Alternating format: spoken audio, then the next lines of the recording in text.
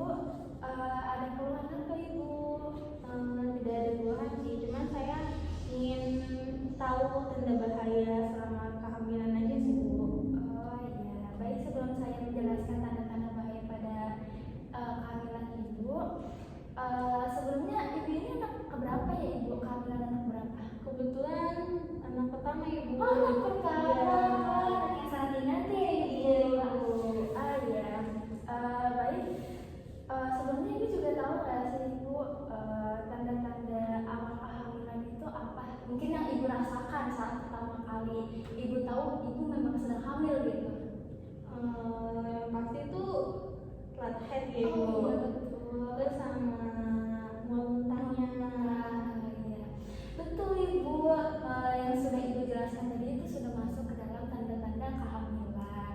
Tapi selain mual muntah dan telat menstruasi, ada lagi Ibu tanda-tanda kehamilan. Yang pertama, seperti Ibu tadi mual muntah, haidnya tidak keluar atau menstruasi tidak lancar, terus Ibu merasa lelah, terus kandung kemih Ibu tuh merasa kayak ingin terus menerus ingin BAK karena ya biasanya Ibu. Oh iya, karena kandung kemih Ibu itu di dalamnya kan ada janin Ibu. Kenapa Ibu sering BAK? Karena kandung kemih Ibu itu tertekan oleh janinnya di dalam kandungan Ibu. Oke, baik. Ibu mohon maaf ini bisa dibaca dan dilihat. Di situ sudah ada tanda-tanda bahaya pada kehamilan ya Ibu. Sekarang biar Ibu bisa mewaspadai ya. Pertama yaitu pertama ada perdarahan dalam pervaginan Ibu. Nah, perdarahan dalam pervaginan ini biasanya sering terjadi pada trimester 2 atau 3. Nah, ini bisa menjadi tanda masalah serius seperti plasenta previa atau prodia pada plasenta. Ibu kan masih masuknya itu kehamilan berapa bulan Ibu? Kehamilan 5 bulan. 5 bulan. Oh ya, sudah masuk trimester 2 ya? Iya. Biar sekalian tahu Ibu. Iya. Baik, selain perdarahan dari pervaginan itu juga ada Ibu yang sakit kepala yang hebat. Kalau misalkan kita pikir kan cuma sakit kepala yang biasa ya Bu, cuma pusingnya aja. Tapi sebenarnya kalau misalkan secara terus-menerus atau bahkan Ibu merasa benar-benar kayak ini sakit kepalanya tuh benar-benar tidak bisa dikendalikan lagi, apalagi kan kalau hamil itu memang tidak boleh untuk mengkonsumsi obat ya Ibu.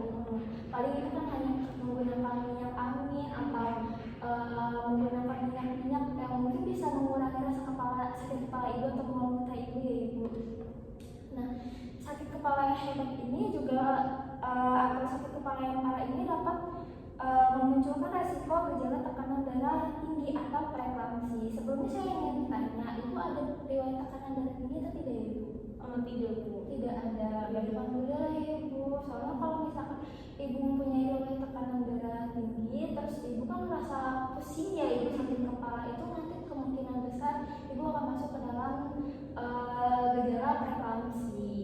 Nah, baik, setelah itu ada yang namanya tanda bahaya ibu kehamilan, yaitu masalah pada penglihatan atau pandangan kabur. Selain dari sakit kepala itu juga bisa Ibu dari penglihatan kabur juga Ibu. Itu merupakan gejala tanda-tanda bahaya dari ibu hamil. Karena pada saat melihat kilatan cahaya atau bayangan itu bisa berbau nih Ibu.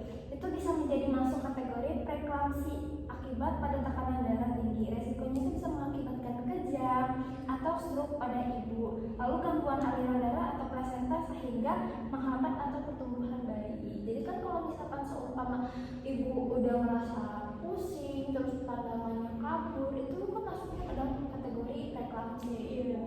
Kalau ibu mungkin suatu saat gitu, sudah dari kayak ibu, kalau ibu merasakan tanda-tanda seperti itu, lebih baik nanti ibu buru-buru ke bidan atau rumah sakit terdekat ya Ibu untuk mendapatkan perawatan intensif. Jangan digampangkan ya Ibu, karena itu juga bisa mengakibatkan bahaya pada ibu dan bayinya nanti ya Ibu. Baik, setelah itu juga ada Ibu namanya nyeri abdomen yang hebat. Nah, nyeri perut yang parah dapat mengidentifikasikan masalah pada akrodia plasenta atau infeksi pada rahim. Nah, resikonya ini Ibu yaitu bisa kematian janin di dalam kandungan, lalu bengkak pada wajah atau odem ibu, dan tangan pembengkakan yang tidak normal bisa menjadi gejala retensi cairan akibat preeklamsi. Mungkin ibu nanti kalau misalkan di bagian abdomen itu enggak? Yang mana tuh ibu? Iya betul ibu, di bagian perut ibu merasa kram atau sakit yang benar-benar tidak bisa dikondusifkan gitu, ibu lebih baik secepatnya gitu menghubungi tenaga kesehatan atau ibu bisa ke bidan yang terdekat klinik ya ibu. Baik, setelah itu ada tanda bahaya kehamilan yaitu bayi kurang gerakan. Ibu kan sudah masuk ke dalam trimester 3 ya ibu, dimana di usia trimester itu tuh ibu sudah merasakan gerakan dari dede ya. Kadang kan apalagi betul ibu, apalagi kalau malam hari ya. Karena misalkan seumpama ibu sudah masuk trimester 2 kan sudah merasakan gerakan dari dedenya ya ibu. Nanti kalau ibu seandainya merasakan tiba-tiba dedenya tidak bergerak atau tidak ada gerakan pada janin ibu juga harus bisa mewaspadai kalau itu masuk ke dalam tanda bahaya dalam kehamilan ibu. Nah, gerakan janin yang berkurang ini bisa menjadi tanda bahaya pada bayi mengalami kurang oksigen atau nutrisi. Resikonya itu pertumbuhan janin terhambat atau resiko kematian pada janin ibu. Makanya itu kalau misalkan ibu merasakan kurang memang ini gerakan pada adiknya, lebih baik ibu konsultasikan ke dalam tenaga kesehatan atau buru-buru. Kalau misalkan ada klinik di dekat rumah ibu, yang bisa langsung ke klinik ibu, biar bisa diperiksa dan bisa mendapatkan perawatan intensif.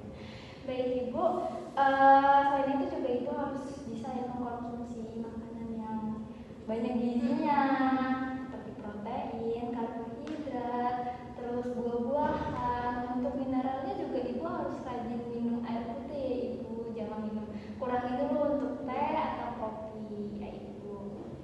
Baik, apakah ibu ada yang ingin ditanyakan kembali? Sudah cukup mengerti sih bu. Sudah cukup ya ibu. Nanti kan kalau ada apa-apa lagi atau ingin konsultasi atau ada yang ingin ibu tanyakan lebih lanjut, nanti bisa kembali ke klinik ya ibu. Nanti saya berikan